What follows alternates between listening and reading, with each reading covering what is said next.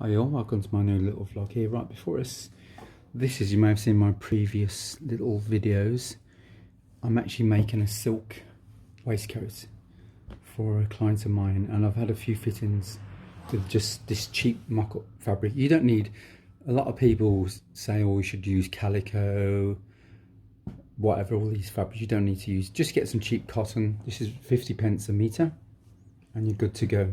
So don't listen to people getting this and that. Just get some cheap. You can even use bed sheets if you want to. If you've got a good weight, then just use whatever you've got at hand.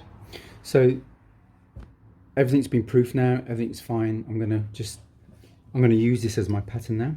So this mock-up now will be my pattern, and I'm just gonna see, when I always make mock-ups, always have the longest thread you've got, longest stitch I should say, the longest stitch, and it's easier to undo it, you can see. So I'm undoing this now, so that's what I'm doing, and then I'm going to actually make a pattern in another fabric. So now I'm going to just open this up now, just undo all the stitches.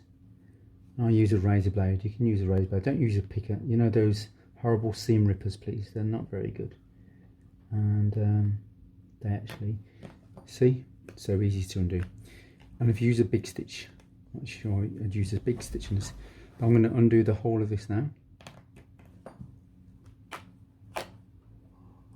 So that's why you always get weak thread, and when you're always making mock-up, just get the weakest thread you've got and the biggest, longest stitch, and then it's just easier to undo. So I'm just going to undo all this, and then I'm going to actually transfer it onto another piece of fabric.